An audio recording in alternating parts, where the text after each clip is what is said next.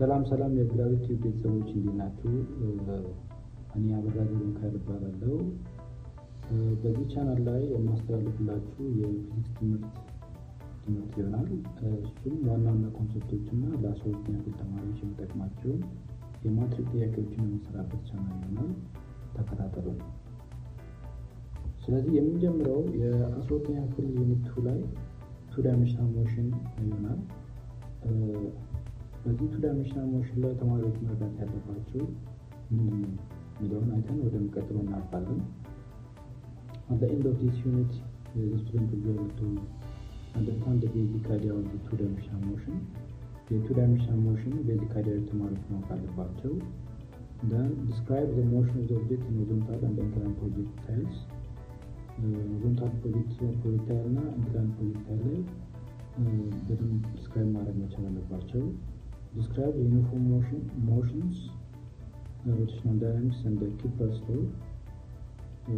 rotational motion, rotational dynamics እና Kepler's law በደንብ ማወቅ መቻል አለባቸው፣ define ማድረግ መቻል አለባቸው። And then describes the Newton's law of universal gravitation.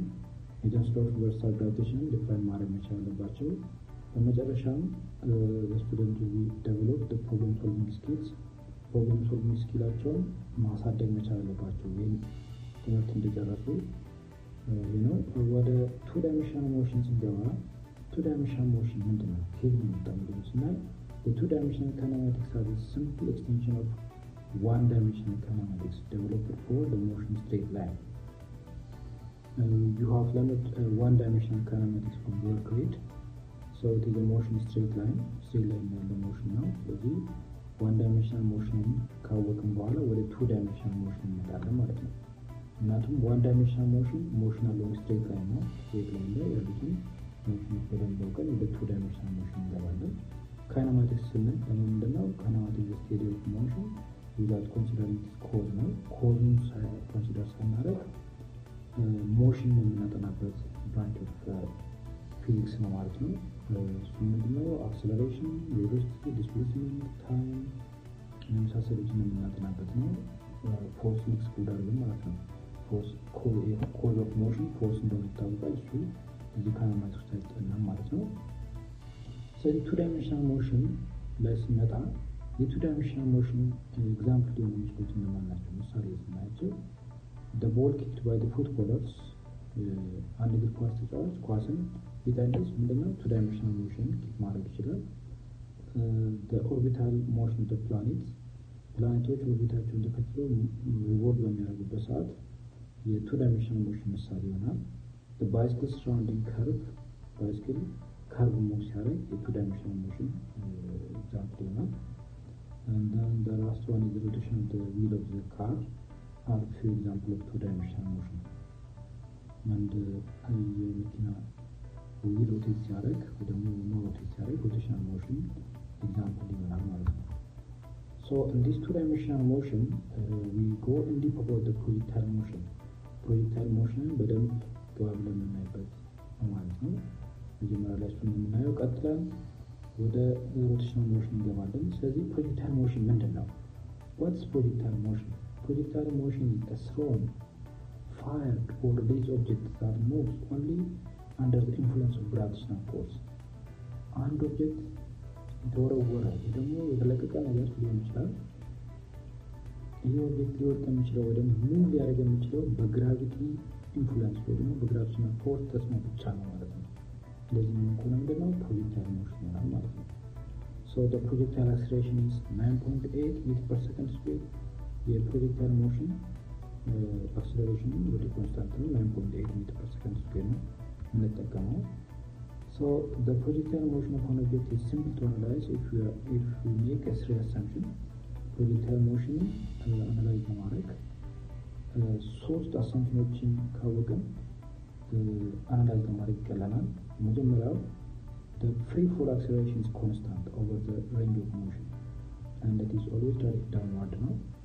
free fall acceleration ሁሉ ጊዜ ኮንስታንት ነው። ያ ምንድነው? የጠየቁት ስምንት ነው። ስለዚህ ነው ባሪ ያደርግ ማለት ነው። ጠቃላ overall the range of motion ላይ ኮንስታንት ይሆናል። it is always directed downward ነው። ይሄ downward ማርክ የሚያደርገው ማለት ነው። this acceleration is acceleration due to gravity. Acceleration due to gravity ማለት ነው ማለት ነው። And then the second assumption is the effect of the air resistance is negligible. የኤር ሬዚስታንስ ኢፌክት ምንድነው? negligible ነው። ኤር ሬዚስታንስ ኢፌክት የለም ብለን የምናስበው ምክንያቱም ኦብጀክቱ በሚወረወርበት ሰዓት ኤር ሬዚስታንስ ኢፌክት ኖር ከሆነ በተፈለገው ቦታ ላይ ላይወርድ ይችላል። አልፎ ለምሳሌ ደግሞ ቦታው ላይ ሳይወስደው ይችላል። ስለዚህ የኤር ሬዚስታንስ ኢፌክት negligible ደግሞ neglect እናደርጋለን። The third assumption is the horizontal velocity is constant because there is no acceleration in horizontal direction.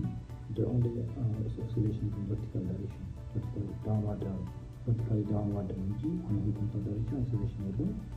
ስለዚህ horizontal component of velocity throughout the flight constant ነው ማለት ነው ቫሪ አያደርግም። So these are the three assumptions. እነዚህ ሶስቱ assumptions በጣም ወሳኝ ናቸው። Now the horizontal and the vertical component of projectile motion are completely independent. Horizontal and vertical component of motion completely independent ናቸው። independently handle ይደረጋሉ። That means we can just calculate the horizontal component of velocity in different ways and the vertical component of velocity in different ways. So we can just calculate them independently. We see this one deep in the inclined projection. Inclined projection ላይ በደንብ ዲፕ ገብተን እናያለን። Now what's horizontal projection? When object is from horizontal motion, we call it horizontal projection. አንድ ኦብጀክት ኢኒሻሊ ወደ ጎን ቢወረወር horizontal projection ይባላል። ስለዚህ በሚወረወርበት ሰዓት መነሻው ላይ horizontal component of velocity ይኖረዋል። ነገር ግን vertical component መነሻው ላይ ዜሮ ነው። Initially the vertical component of velocity is zero, but the horizontal component of velocity is known, but it is constant throughout the flight. But after the object starts falling downward, object ወደታች መውረድ ሲጀምር ግን ምን ይኖራል? vertical component of velocity keep እያያዘ ይሄዳል ማለት ነው። እሱም ቫሪ ያደርጋል። horizontal component ግን throughout the flight constant ይሆናል ማለት ነው። So to calculate the horizontal component of velocity, Vx which is equals to v naught x shows that constant ነው ቫሪ ያደርጋል። The horizontal distance traveled by the projectile is calculated by v naught x times t. Change of x is equals to v naught x times t አድርገን ካልኩሌት እናደርጋለን። The equation for the vertical motion ላይ ስንመጣ ደግሞ vy which is equals to v naught y plus gt ነው። ኢኒሻል ኦብጀክቱ horizontal motion ስለሚሆን v naught y ነው ዜሮ እና የሚኖረው ምንድነው vy ብቻ ነው ማለት ነው። vy plus times t ይሆናል። Then since object is thrown from some height when it is thrown ስለሚኖረው change of y ነው ማለት ይህ change of y ደግሞ ካልኩሌት እንዳደረገው 1/2 gt ስኩዌር ነው። then time of flight ነው ካልኩሌት ማድረግ እንችላለን። ከዚህ ጋር ስናደርግ time of flight is equal to √2 change of y gravity ይሆናል ማለት ነው። Then we can also calculate the range. What range means? Range is the maximum horizontal distance. No? Distance traveled by the projectile is called range. No? During that time, the change of x is equal to r. So this r is equal to v naught x times t. v naught x now t now range ነው። t ደግሞ ሶልቭ አድርገን አብረን ማለት t ማለት the square root of 2 change of y gravity ይሆናል ማለት ነው። ከዚህ ካልኩሌት እናደርጋለን። We see example next time.